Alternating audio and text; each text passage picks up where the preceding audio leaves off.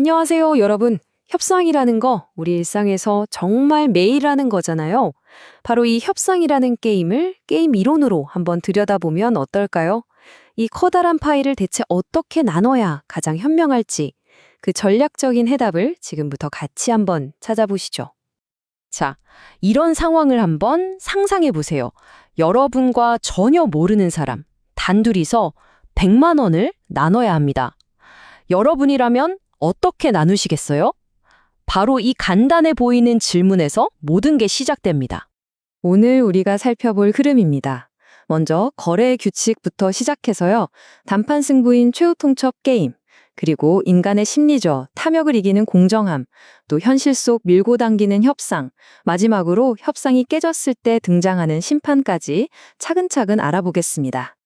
네, 첫 번째 섹션, 거래의 규칙부터 시작하죠. 자, 협상이 대체 뭘까요?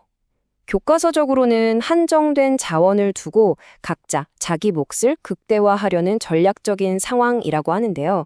쉽게 말해서 내 몫을 어떻게든 최대한 많이 가져오려는 게임, 바로 그거죠. 자, 두 번째 섹션입니다. 단판 승부, 최후 통첩 게임. 과연 게임 이론가들은 이 문제를 어떻게 뜯어볼까요? 규칙은 정말 간단해요. 자, 먼저 플레이어 1이 돈을 어떻게 나눌지 제안을 합니다. 그럼 플레이어 2는 그 제안을 받아들이거나 아니면 거절할 수 있죠. 근데 여기서 핵심은 뭐냐면 만약에 거절하잖아요? 그럼 둘 다 한 푼도 못 받는다는 거예요. 모든 게 그냥 싹 날아가는 거죠. 이 그림을 보시면 더 쉽게 이해가 될 거예요. 플레이어 1이 먼저 제안을 던지죠? 그럼 플레이어 2는 수락과 거부, 이 두 가지 선택지 앞에 놓이게 됩니다. 만약 여기서 거부를 택하면 두 사람의 결과는 보시다시피 모두 0이 됩니다. 바로 이 지점, 이 뭐 아니면 도 상황이 모든 전략의 핵심이라고 할 수 있습니다. 자, 이제 여러분이 플레이어 1이라고 한번 생각해 보세요. 감정은 싹 빼고 순수하게 이성적으로만 따진다면 얼마를 제안하는 게 가장 합리적일까요? 순수한 논리만 따지면 정답은 이겁니다. 플레이어 1은 가능한 가장 적은 금액, 그러니까 예를 들어 100만 원 중에 딱 1원만 제안해야 해요. 왜냐고요? 플레이어 2 입장에서는 어차피 거절하면 0원이잖아요. 그러니까 0원보다는 1원이라도 받는 게 무조건 이득이라는 계산이죠.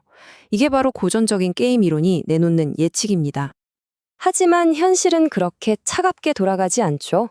세 번째 섹션, 탐욕을 이기는 공정함입니다. 그런데요, 실제로는 그런 일이 정말 거의 일어나지 않습니다. 왜일까요? 바로 인간은 항상 합리적인 존재가 아니기 때문이죠. 실제 실험에서 사람들이 어떤 제안을 하는지 봤더니 가장 흔한 제안이 놀랍게도 40에서 50%였어요. 거의 절반을 떼어주겠다는 거죠. 논리적인 최소 금액과는 정말 엄청난 차이 아닙니까? 더 놀라운 건 뭔지 아세요? 20, 30%보다 적은, 그러니까 너무 적다 싶은 제안은 그냥 거절당하는 경우가 아주 많다는 겁니다. 자기도 한 푼도 못 받게 되는데도 말이에요. 이게 바로 불공정함에 대한 일종의 응징 심리인 거죠.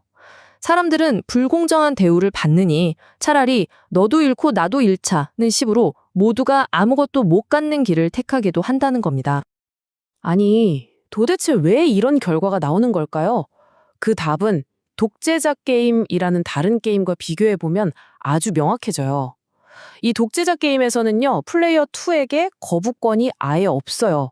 그냥 주는 대로 받아야 하는 거죠. 그랬더니 어떻게 됐을까요? 당연히 제한 금액이 확 낮아집니다. 결국 상대방이 싫어라고 말할 수 있는 힘, 즉 이 거부권의 존재야말로 공정한 제안을 이끌어내는 가장 중요한 열쇠였던 겁니다. 자, 이제 네 번째 섹션으로 넘어가 볼까요? 바로 밀고 당기는 춤입니다. 생각해보면 우리 현실에서 하는 협상이 대부분 이거 받을래 말래 하고 한 번에 끝나진 않잖아요. 제안을 하면 그건 좀 하면서 역제안이 들어오고, 그쵸? 게임 이론은 바로 이런 상황도 분석하는데요. 이걸 다단계 협상 모델이라고 부릅니다. 이제 게임이 한 번에 끝나지 않고 여러 라운드로 이어집니다. 플레이어 2가 첫 제안을 거절하면 그걸로 끝이 아니에요. 이번엔 역으로 자신이 제안할 기회를 갖게 되죠. 이렇게 되면 협상은 이제 단순한 제안이 아니라 여러 수 앞을 내다봐야 하는 복잡한 전략 게임이 되는 겁니다. 자, 두 게임의 핵심적인 차이를 한번 정리해 볼까요? 최후 통첩 게임은 제안이 딱 한 번뿐이고 거절당하면 어쩌지 하는 두려움이 모든 걸 결정하죠. 반면에 다단계 게임은 제안과 역제안이 여러 번 오고 갑니다. 여기서는 누가 더 끈기 있게 버티느냐, 즉 인내심과 전략이 승패를 가르게 돼요. 그래서 결국 더 끈기 있는 쪽이 더 많은 파일을 가져가게 되는 구조인 거죠. 그런데 만약 이 밀고 당기기마저도 실패해서 협상이 완전히 결렬되면 어떻게 될까요? 바로 그때 심판이 등장합니다. 마지막 섹션입니다. 이때 등장하는 해결사가 바로 중재입니다. 양쪽 다 더는 합의점을 찾지 못할 때 중립적인 제3자가 나타나서 양쪽의 이야기를 다 들어보고 결정을 내려주는 절차죠. 말 그대로 협상이 교착 상태에 빠졌을 때 최종 해결책이라고 할 수 있습니다. 중재에도 크게 두 가지 방식이 있어요. 하나는 일반 중재인데 이건 중재인이 듣고 나서 이쯤이 적당하겠네 하고 자유롭게 결론을 내릴 수 있는 거예요. 그런데 최종 제안 중재는 완전히 다릅니다. 이건 중재인이 반드시 양쪽이 마지막으로 내놓은 제안, 그 둘 중 하나를 통째로 골라야만 해요. 중간 지점이란 건 없습니다. 왜 이렇게 할까요? 이렇게 하면 양쪽 모두 내 제안이 채택되려면 너무 무리한 요구를 하면 안 되겠다 싶어서 훨씬 더 합리적인 제안을 내놓게 되거든요. 아주 영리한 방식이죠. 자, 오늘 협상이라는 게임의 세계를 한번 쭉 둘러봤습니다. 이제 여러분이 앞으로 마주할 협상을 한번 떠올려 보세요.